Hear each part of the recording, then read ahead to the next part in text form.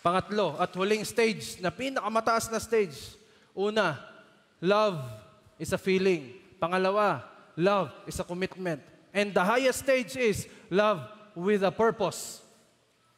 Magmahal ka ng merong kang purpose. May meaning kung bakit mo ginagawa. Proverbs. Minsan, ito, bago natin basahin yung Proverbs.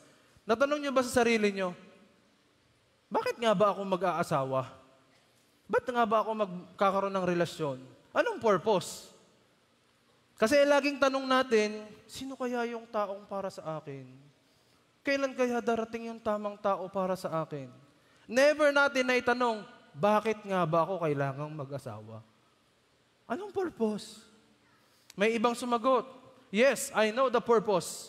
Para makabuo ako ng pamilya at para may mag-alaga sa akin pag ako'y matanda na. Yun ang purpose. Ako na may mayamang pamilya, kailangan ko magkaroon ng mga anak na aking pagmamanahan ng aking kayamanan. Yun daw ang purpose.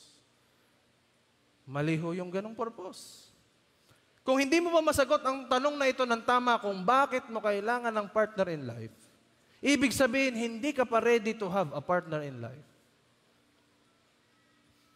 Alam niyo po,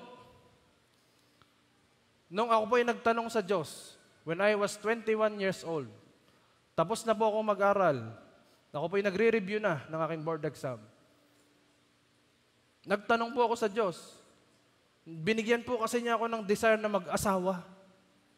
I was 21 years old. Ako po ay nasa review center noon. Sabi ko, bakit ganito?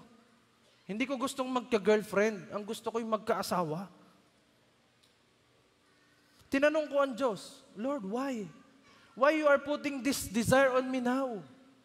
Kasi nanggaling po ako sa mga failed relationships before. Nagkaroon po ako ng ibang girlfriend bago ng aking asawa. Ilan ba yun? Joke lang. Hindi naman marami, kayo naman. Basta, huwag nyo nang alamin. Basta nagkaroon. Pero nung panahon na yon, bakit yun ang feeling ko? Gusto ko nang magkaroon ng partner in life. Gusto ko na magkaroon ng forever. Tinanong ko ang Diyos, why? Why? Why, Lord? Sabi ng Panginoon sa akin, dahil may purpose ako.